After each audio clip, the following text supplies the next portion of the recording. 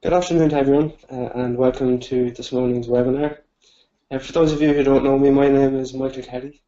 I'm a technical sales engineer here at Esri Ireland. I guess the idea of today's webinar is to cover some of Survey123, some of its new features, in particular its website, and authoring surveys on the web. With its last release, we got the ability to crowdsource data to share surveys publicly, and get the public to contribute to surveys that you create. So what I want to do today is, first of all, briefly go through the website, show you how you can author your surveys through the website, and then how you can share those surveys with the public, and get them to submit data through your survey. And finally, I want to go through how you can analyze those results. So without further ado, I'll get into the website and we can get it started. So I'm just going to share my screen here. And you'll notice here that what I have open is just ArcGIS.com. So what I'm going to start by doing is logging into my ArcGIS Online account.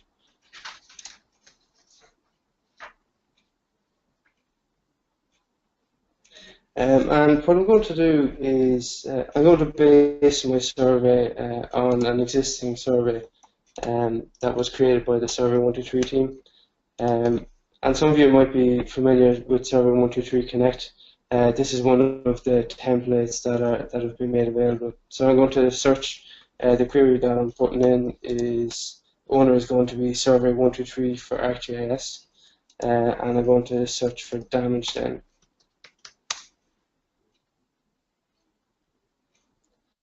So when I search there, I get no results because it's only searching within my organization.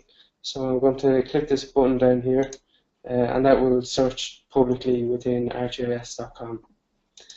So in there, I'm going to use this damage assessment survey, and I'm going to download it. So this is just an Excel file, and it's what I'm going to base today's webinar around.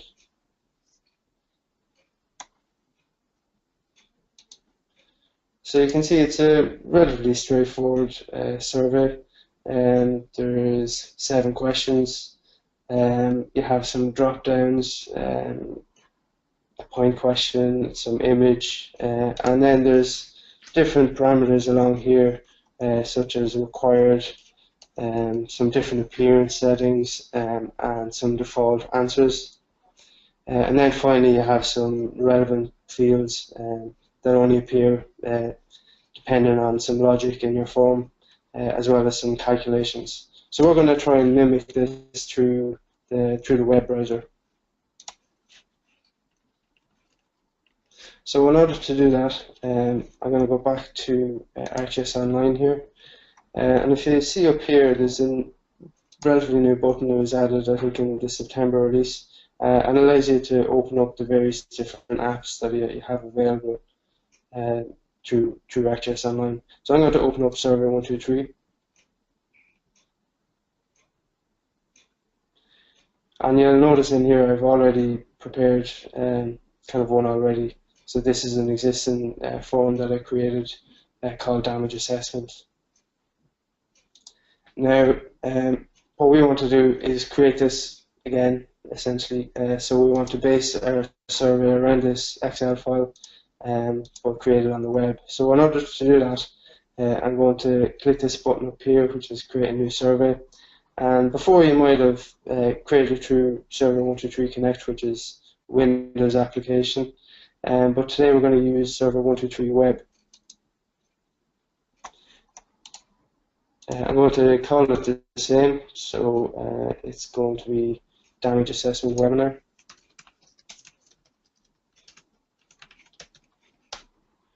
I'm going to add in some tags and create a survey about, or a description about the survey.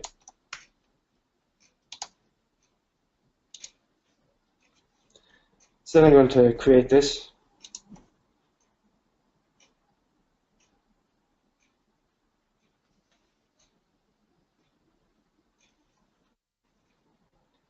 I'll just give it a second there.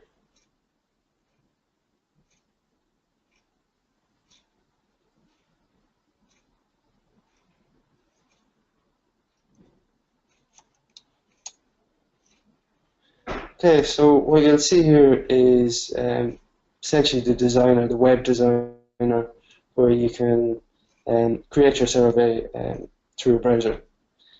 So in order to add questions, you simply click one of these and it adds in a question here. So as I click each of these, there's new questions getting added in. You can also drag and drop them if you want to put them in different positions. And when you click one of the questions, you have the option to alter its label, hint, default value, and some of the validation associated with that survey. Now in this case, I'm just going to delete those, the ones I've created already, and what we want to do is base it on the survey that we have here. So the first question we have is a date, and we want to ask when was this assessment created.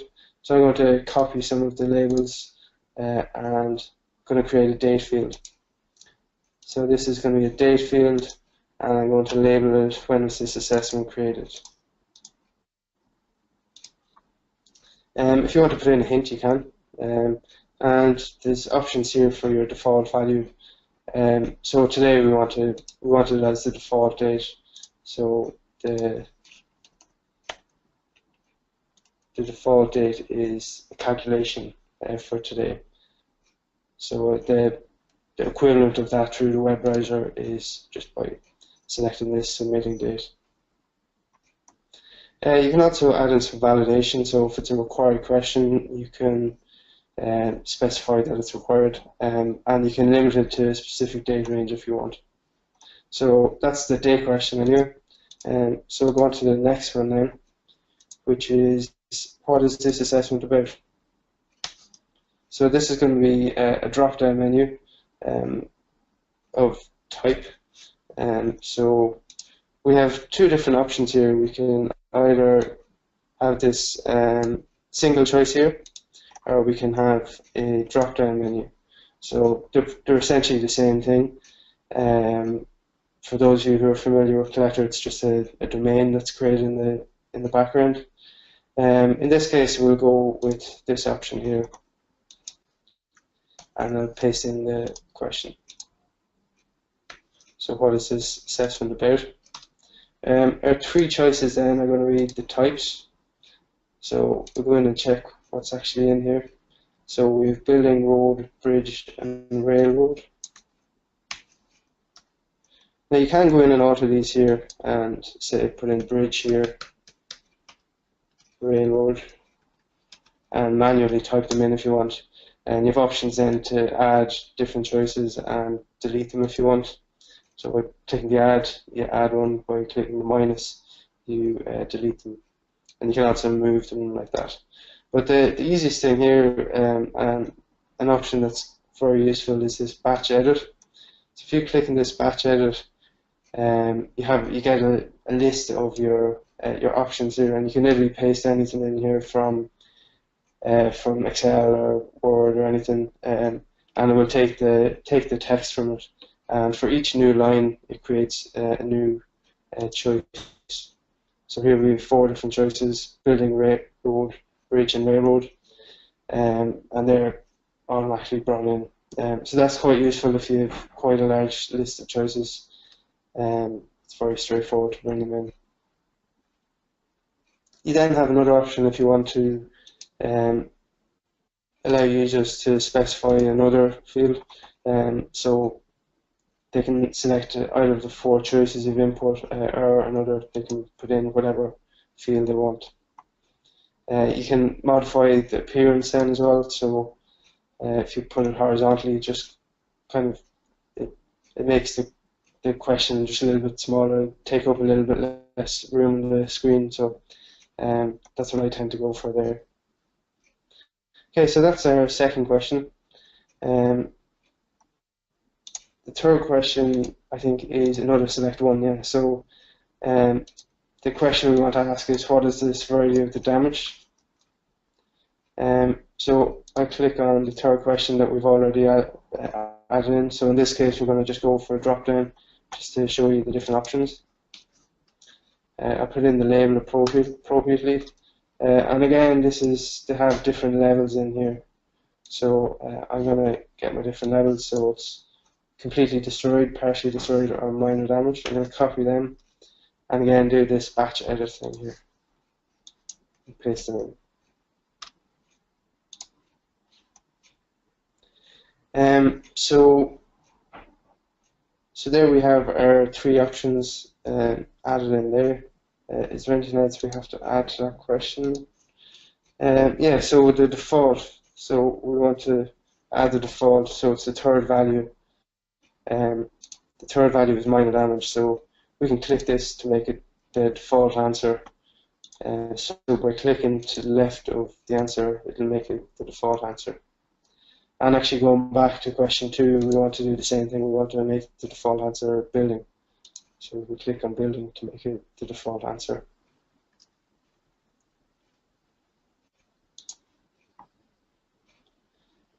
So the next one then is it's a select multiple. So you want to be able to select multiple choices from the list that's been created. And this is going to be the needs assessment. So I'll go back in here and we'll create a select multiple question. So in here we have a multiple choice type question. So we're going to add that. Going to click into the multiple choice and paste in my question. So it's a needs assessment. And again, we have a list of potential choices in here: food, water, and medical. So I'll copy them and do another batch edit and paste them in.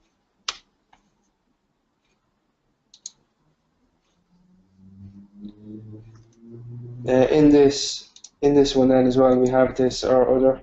So this essentially is the equivalent of allowing people add in another choice. So they can, a text field will be added in for them to add in their own particular need that they want to add. And again, you can change the appearance and make it a required question if you want. So I'm going to save this just to make sure everything is going through okay.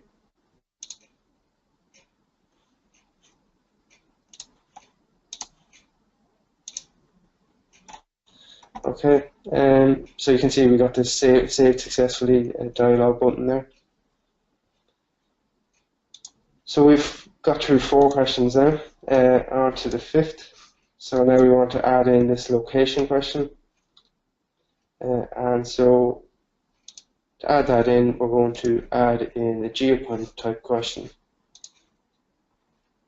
So if we click on the geopoint, we can choose the default base map that we want.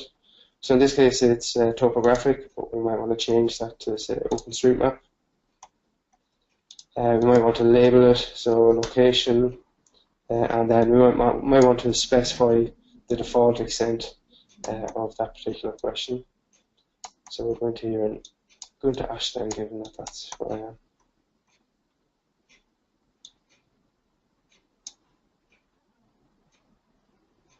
Again, you have the option to specify if it's a required question.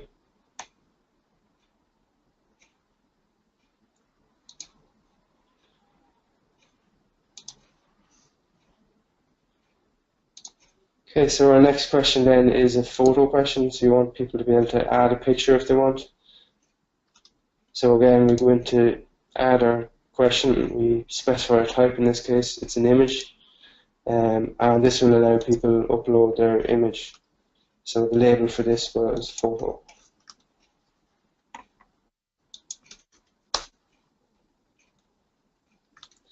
Our final one then was just a note, any additional remarks. And you see this, it has an appearance of multi-line. So the equivalent of that in the web browser is this multi-line text. So we click on that and we can specify its label. In this one as well, you can set a min-max character count. So we can put in either 0 characters up to 100. And it'll create the whatever length of the field that you enter here, it'll specify that within the data source that's going to be created when we publish this. So I'll save that, and now we might want to preview what it actually looks like in on a phone or on a tablet. So we can click this preview button here,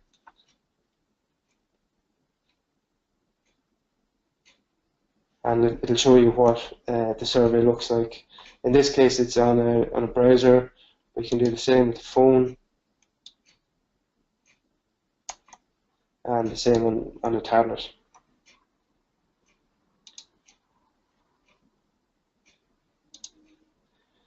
Okay, so there's just one or two other things then. So you might want to change the submit button. So instead of the button saying submit, let's say submit damage assessment. And you can see it changes here as you type. You might want to change the footer as well. So in this case, it says powered by Survey123 for ArcGIS. And there's actually some HTML in here that links back to the Survey123 website. If you want to change that to say created by Esri Ireland, and specify your website, you can do so.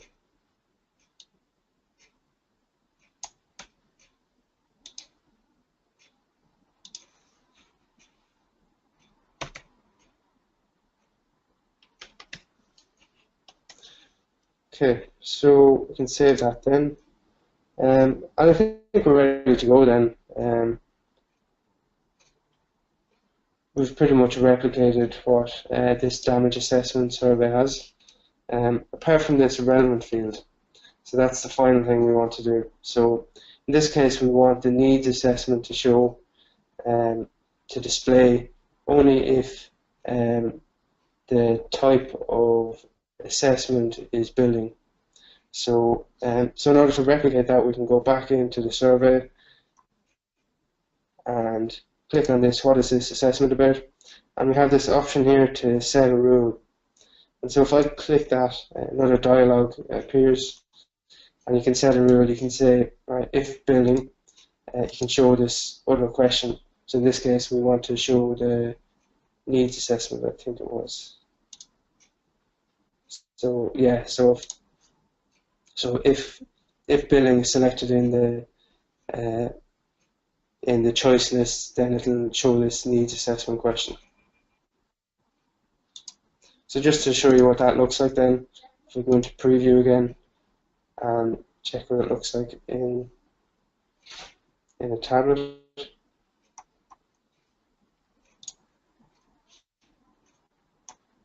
So there seems to be something up there, but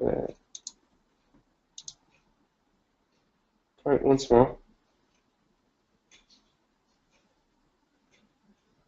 Okay, I'm not sure what's going on there, but anyway, we can pretty much we can see what it looks like here anyway.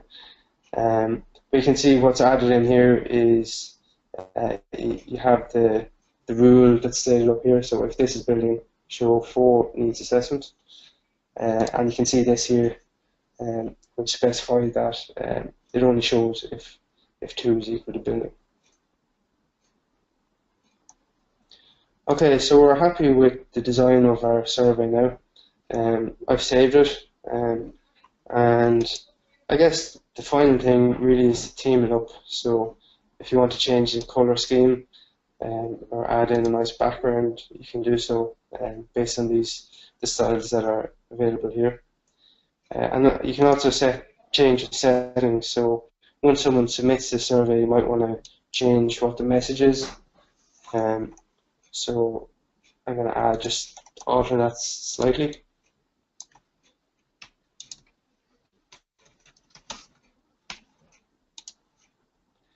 And what you also have here is an option as to whether you want to allow people to add multiple records.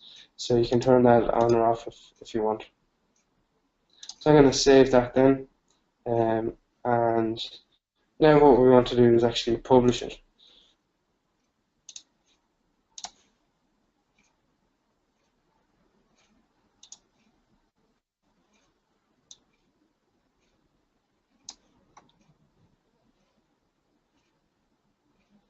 Okay, so in order to publish it, what I'm going to do is just refresh this once and log back in.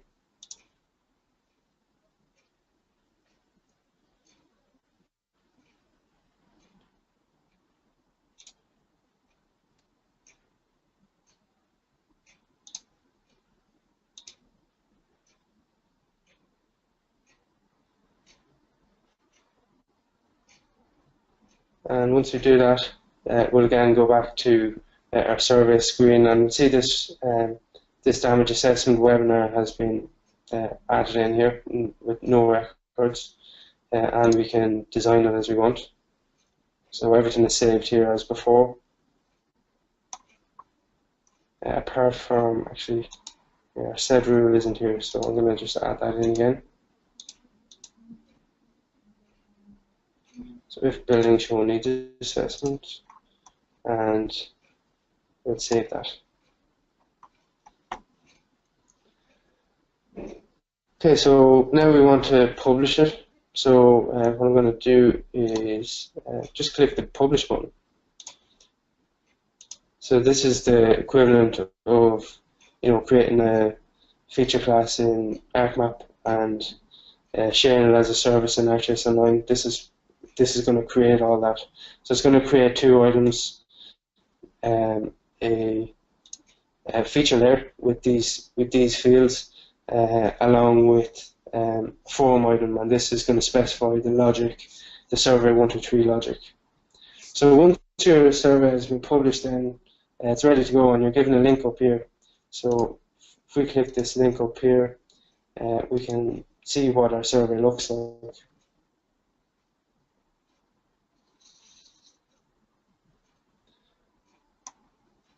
So we can see our logic here. If I click road here, our needs assessment goes away, and everything else is the data is pre-populated. We have our drop down. We can set our location then as we want, and upload a picture if you want, and then just click submit once you're ready.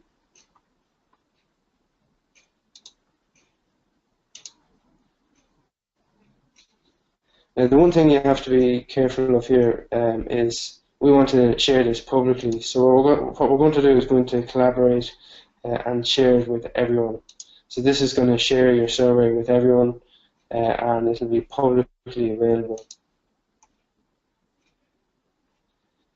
Now, what you have to be careful of here is that once you share that with everyone, by default, anyone can edit all the records. So what we need to do is go back into our content page in ArcGIS Online, go to our particular survey, go into the feature layer, and just specify who you want to allow to, or what you want people to be able to do with the survey. So by default, they're allowed to edit and they're tracked. But what we need to do is turn this off and just allow people to add new features, because you don't want anyone to be able to go in and delete all your features. So in order to ensure that, you just have to go into this layer and specify that they can only add new features. Okay, so once you've done that, then you can share your survey, and what you get is you have an option to use the browser link.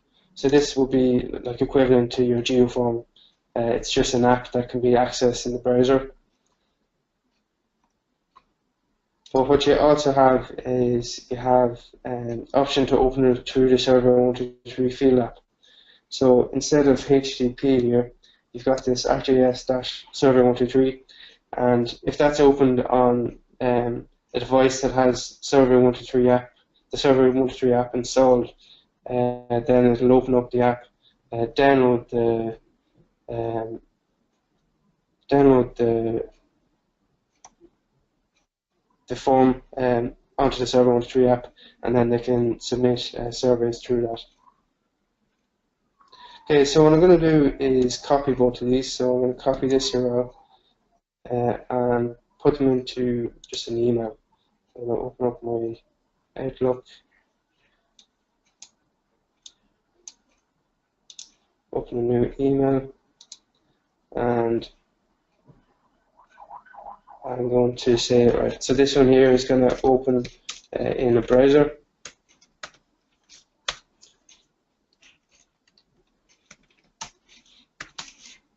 And this is going to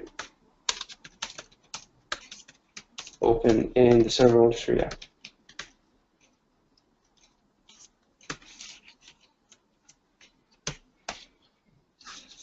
Okay, so this is going to open up in the browser. So this is the HTTP link. And if I go back then to my survey, I'm going to copy the Survey123 one.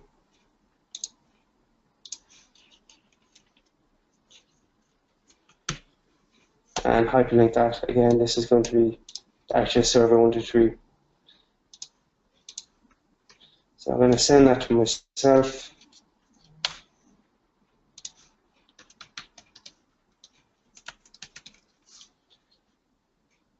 And I'm going to open it up on my phone. So let me just open up the ampersand. So I'm going to share the screen of my phone now.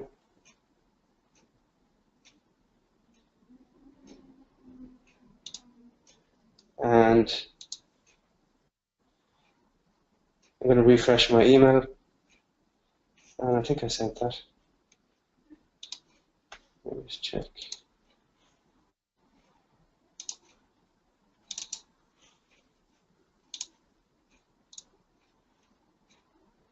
Okay, so that's sent now. It's not quite sent actually. Let me just open that again.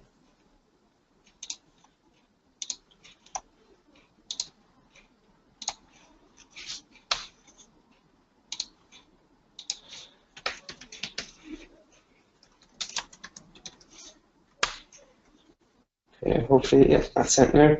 So this is going to come through on my phone here. So this, I'm on an iPhone at the moment, and if I click into that, then I have two hyperlinks. One that's going to open up the survey in a browser,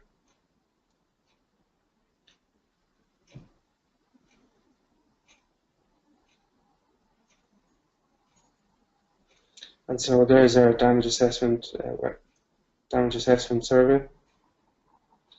and you can see as you click, depending on if you click, you see the various options. So all your settings are passed through to this one. And then again, if we go back to mail and click this, this is going to open up in the Survey123 app link. That's after opening up the Survey123 app on the phone itself. It's going to download the survey itself, and now you have the same view as you'd have if you created something through the Survey123 Connect.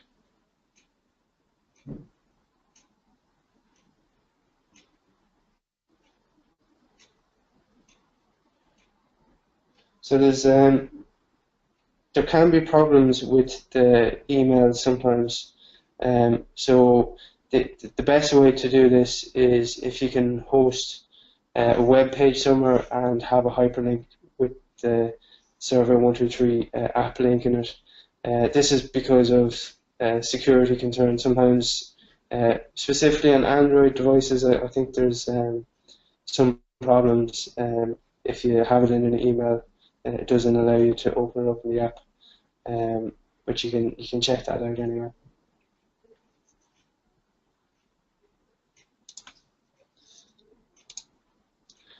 Okay, so once you have this actually, just before I go there, there's a very good blog that's out on the Survey123 website, and it's called Getting Started with Public Surveys. So there's a lot of the stuff that we're after going through here discussed here in this. So I'd recommend that you take a look at that. But yeah, I mean, we've pretty much discussed most of what's in here throughout this webinar. But I'll include that link in an email following on from the webinar.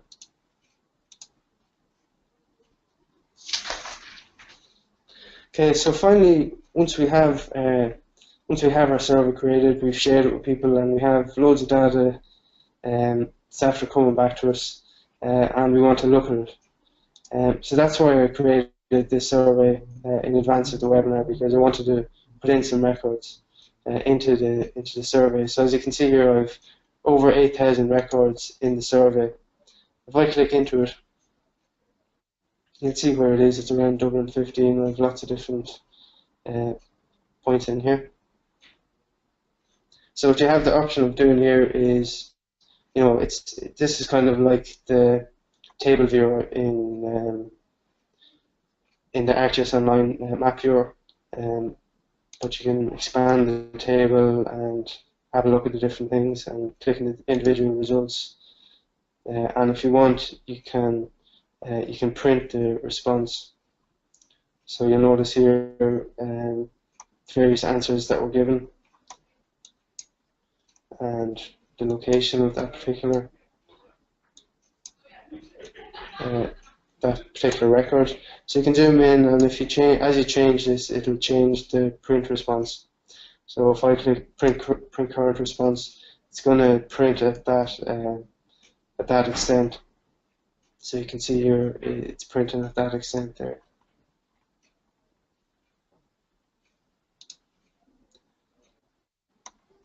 It should print the full response. So let's just give it another second.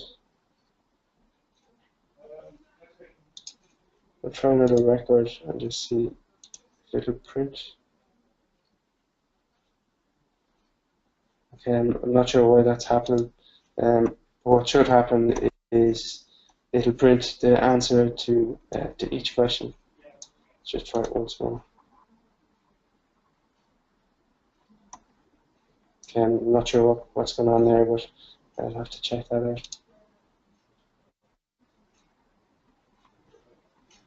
But what I really want to look at is this Analyse tab. So if I click this Analyse tab up here, what we get in here is essentially a view of each question that was in the survey.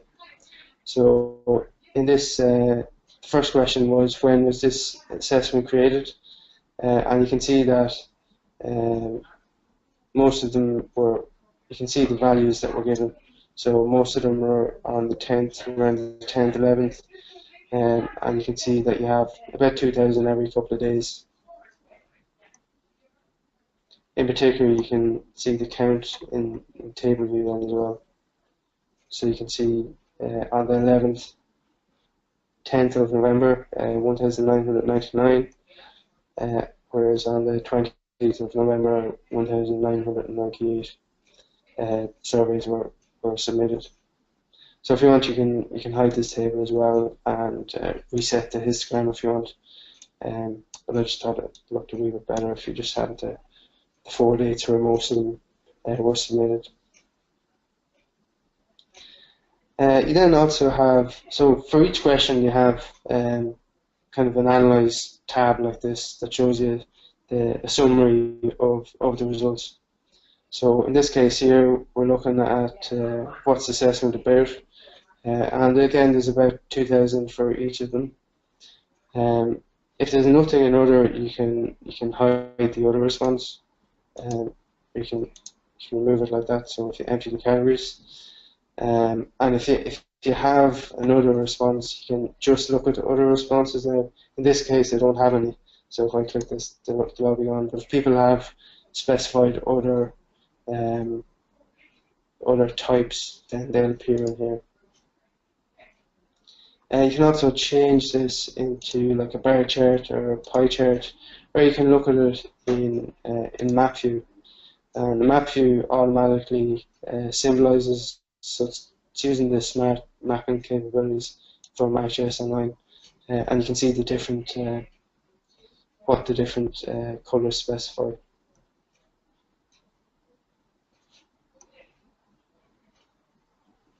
So again, this is something similar. One thing I didn't mention there in the last one was that you can sort them. So you can sort them from high to low, low to high, or I think that's A to Z. Not sure what the third one specifies. I think this is the default one, and then you can have it from low to high or high to low. Again, you have the same options, and it really depends on the type of data that you have, how this data displays. So in the first one here, we had this was date, this was it was of type date, so it shows them in the histogram. Whereas the second one, it's different type of data. We were just collecting select one, so it was a drop-down menu where you could see your various, you could select a particular type. So you have different options here then as well.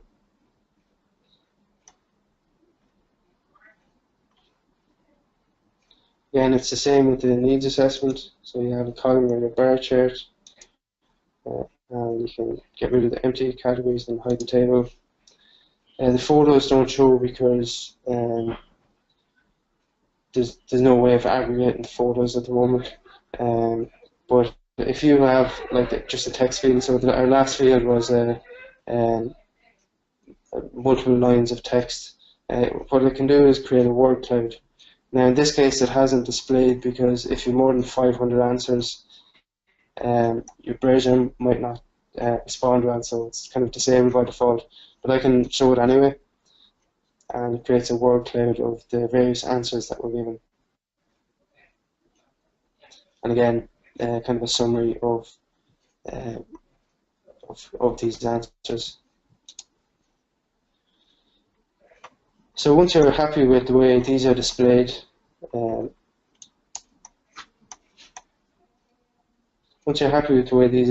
you can print these as well. So we want to set the visibility first. We want to get rid of that photo question, so that's not displayed. And then we want to print the current response. So this prints the various questions that were, a summary of the various questions that were shown. Finally, what you can do in here is filter by date. So if you want to just specify a particular range, date range, it'll show surveys that were completed during these dates.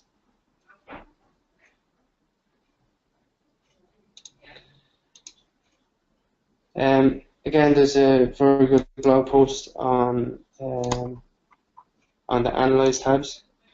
So I'm just going to open it now.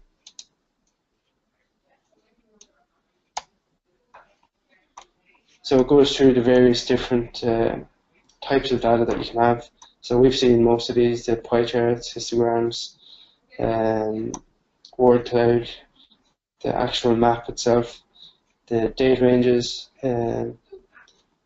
and it's well worth a read if you want to find out more information about those. So again, I'll include that with the following email to this webinar.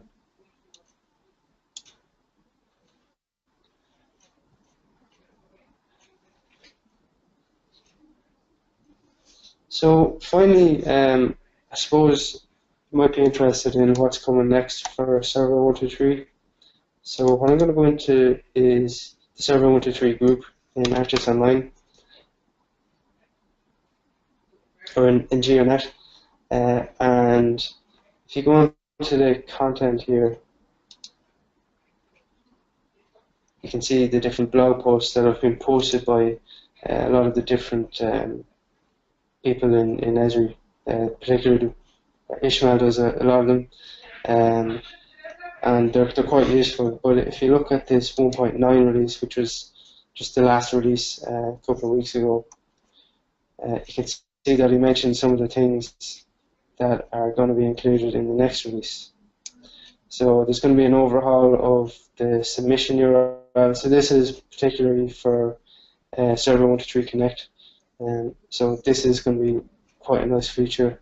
If you have an existing feature service, you'll be able to create a form based on that, and you'll be able to get into the various, and if you want to just use the Analyse tab in the Survey123 website, you can have a look at that. And again, there's other things like that's a big one. That's going to be a really nice feature. But then the other things, if you want to find out some of the other things, you can have a look, read through this. And then finally, what I have is we've created a JUnit group specifically for Esri Ireland.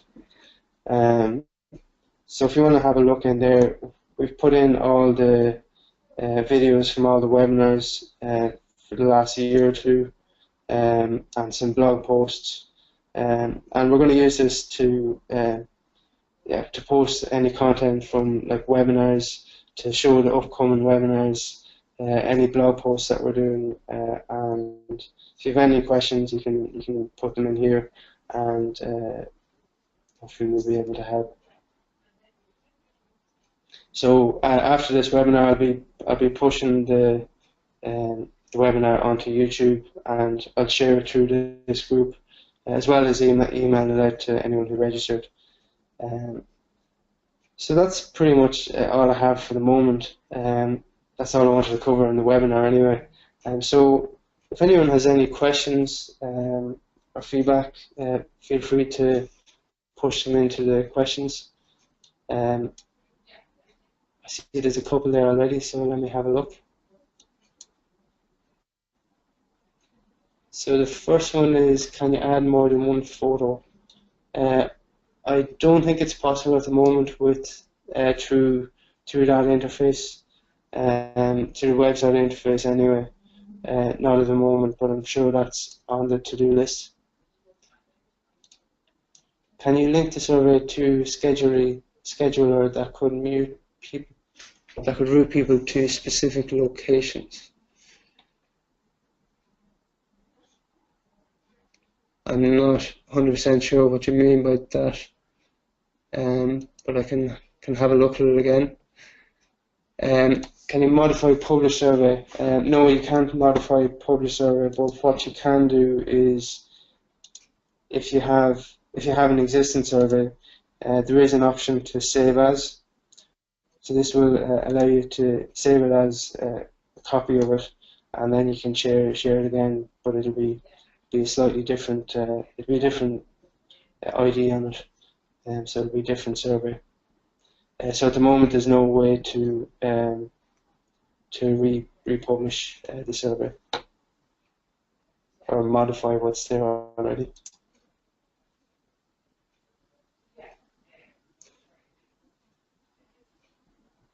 There's another question then. Does that mean we can launch Survey123 form from inside Collector to open a 123 form? Yeah, so you can use you could use Collector and add in hyperlinks to various different forms in Survey123. Yeah, that's absolutely possible. And you could pass in parameters if you wanted, if you use some of the custom URL parameters.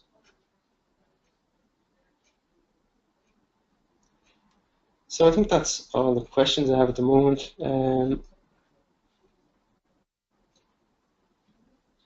Let me just double check.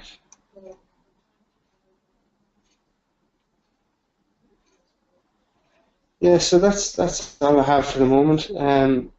If anyone has any questions, feel free to get in touch with me, and I'll do my best to get back to you. Hopefully you enjoyed the webinar and you got something out of that. And if you have any questions, again, get in touch. So yeah, thanks very much for joining us today, and talk to you all soon.